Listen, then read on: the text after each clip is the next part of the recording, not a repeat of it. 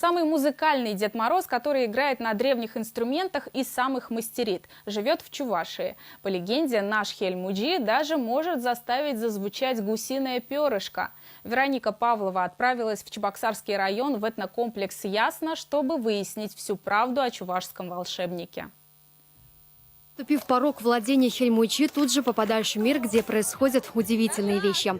Сказочные персонажи свободно гуляют и общаются с гостями. Чтобы не нарушить волшебство, девушкам предлагают накинуть платочки, а юноши подпоясываются.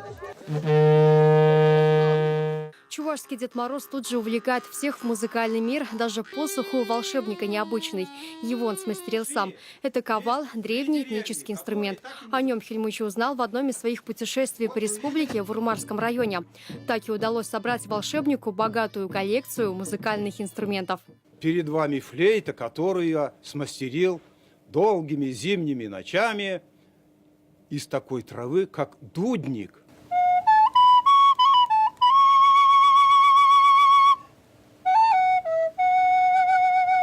Со временем интерес к народным инструментам угас, и волшебник, не имеющий специального образования, решил исправить это дело. В старину еще делали музыкальные инструменты с двойным пищиком. Но, к сожалению, в настоящее время в Чувашии мастеров по изготовлению этих двойных пищиков не осталось. Мне пришлось восстановить этот музыкальный инструмент, а звук у этого инструмента похож на грузинский или армянский дудук.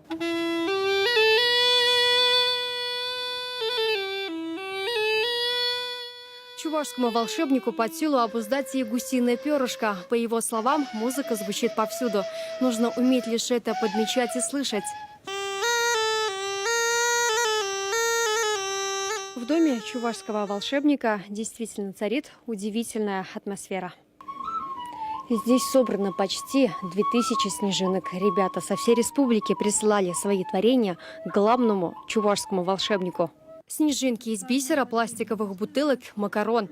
Работники этнокомплекса признаются, работ было настолько много, что разбирали их несколько дней. Каждая снежинка говорит о характере ребенка. И вот это как раз и радует, потому что по самой снежинке, особенно если ее делала не мама, а сам ребенок, виден и характер, и интерес, и даже то, как он себя ведет в обществе. Даже это можно прочитать по снежинке. Поэтому, по сути, конкурс снежинок – это такой психологический тест.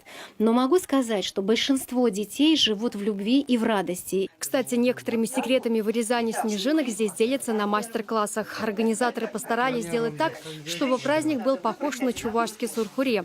Гости ходят из дома в дом и знакомятся с традициями и обычаями предков.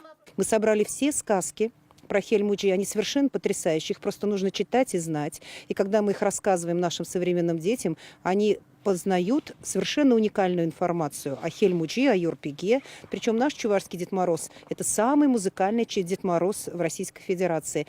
Проект «В гости Хельмуджи» в 2018 году не раз отмечали на всероссийском уровне. Его признали лучшим детским туристическим событием. Чувашский Дед Мороз поддерживает дружеские связи и с другими национальными волшебниками. И в 2019 году здесь планируют организовать фестиваль поволжских Дедов Морозов. Вероника Павлова, Екатерина Янгалакова, Вести, Чувашия.